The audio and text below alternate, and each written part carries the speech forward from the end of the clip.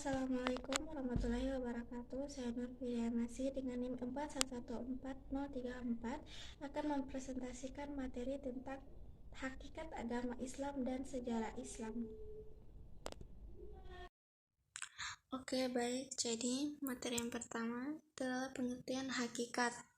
Hakikat memiliki arti kebenaran atau yang benar-benar ada. Kata ini berasal dari kata pokok hak yang berarti milik atau benar. Kata hak secara khusus oleh orang-orang sufi sering digunakan sebagai istilah untuk Allah sebagai pokok dari segala kebenaran, sedangkan yang berlawanan dengan itu semuanya disebut batil.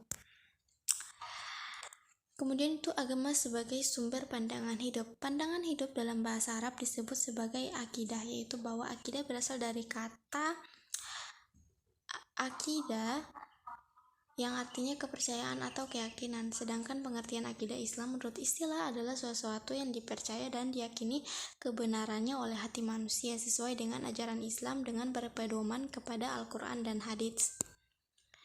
Akidah dalam Islam meliputi keyakinan dalam hati tentang Allah sebagai Tuhan yang wajib disembah, ucapan dengan lisan dalam bentuk 2 kalimat syahadat.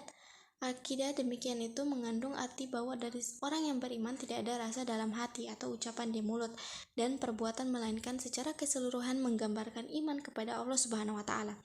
Bahwa akidah Islam bersifat murni baik dalam isinya maupun dalam prosesnya. Selanjutnya itu agama sebagai sumber normatif hidup.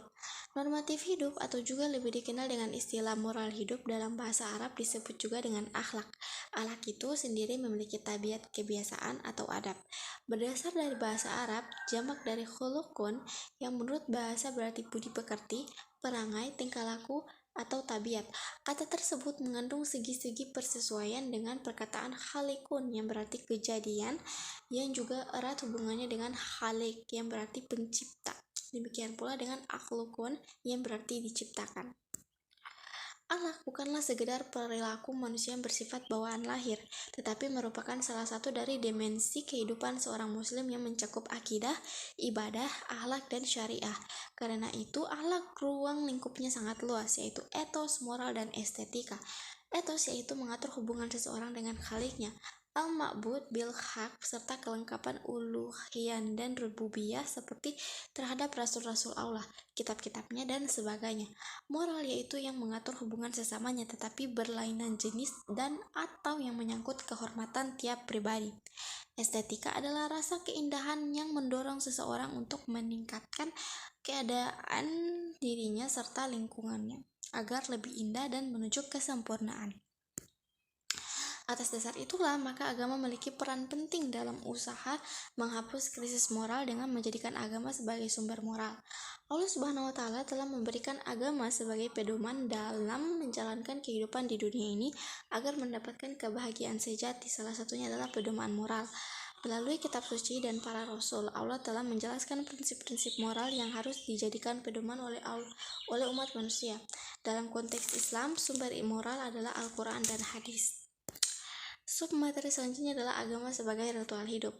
Ritual hidup dalam pembahasan ini dalam bahasa Arab dapat disebut dengan fikih. Fikih secara umum yaitu faham atau tahu. Menurut istilah, fikih berarti ilmu yang menerangkan tentang hukum-hukum syara yang berkenaan dengan amal perbuatan manusia yang diperoleh dari dalil-dalil tafsil atau jelas. Orang yang mendalami fikih disebut dengan faqih. Jamaknya adalah fuqaha, yakni orang-orang yang mendalami fikih. Fikih menurut bahasa berarti paham, seperti dalam firman Allah. Maka mengapa orang-orang itu atau orang munafik hampir-hampir tidak memahami pembicaraan sedikit pun? Quran Surat An-Nisa 78 dan sabda Rasulullah Shallallahu Alaihi Wasallam, sesungguhnya panjangnya salat dan pendeknya khutbah seseorang merupakan tanda akan kepahamannya.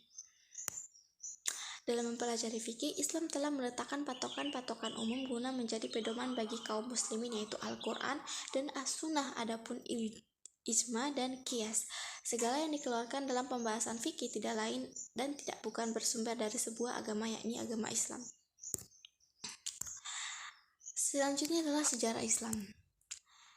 Pengertian sejarah menurut Amin, kata sejarah berasal dari bahasa Arab syajaratun, artinya pohon. Apabila digambarkan secara sistematik, sejarah hampir sama dengan pohon, memiliki cabang dan ranting bermula dari sebuah bibit, kemudian tumbuh dan berkembang lalu layu dan tumbang. Demikian pula peristiwa-peristiwa yang terjadi dalam sejarah peradaban Islam yang mengalami masa pertumbuhan, perkembangan, lalu kemunduran dan kehancuran. Kata sejarah secara etimologi dapat diungkapkan dalam bahasa Arab disebut tarik yang bermakna ketentuan masa atau waktu.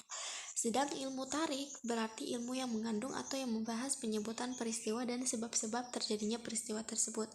Literatur Inggris menyebut sejarah dengan istilah history yang berarti pengalaman masa lampau dari umat manusia. Adapun secara terminologi berarti keterangan yang telah di kalangannya pada masa yang telah lampau atau pada masa yang telah masih ada.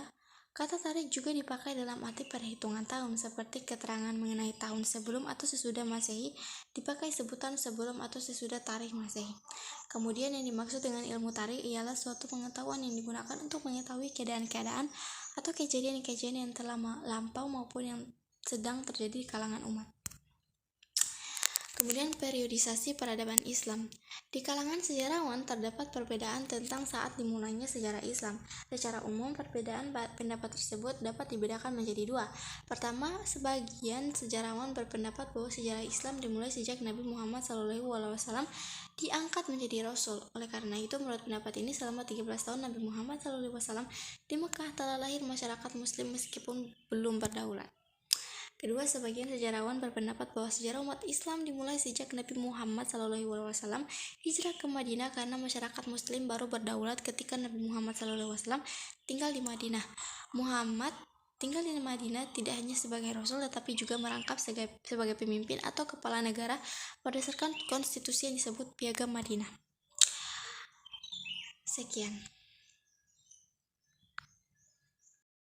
Sekian, hanya itu dari saya. Wassalamualaikum warahmatullahi wabarakatuh.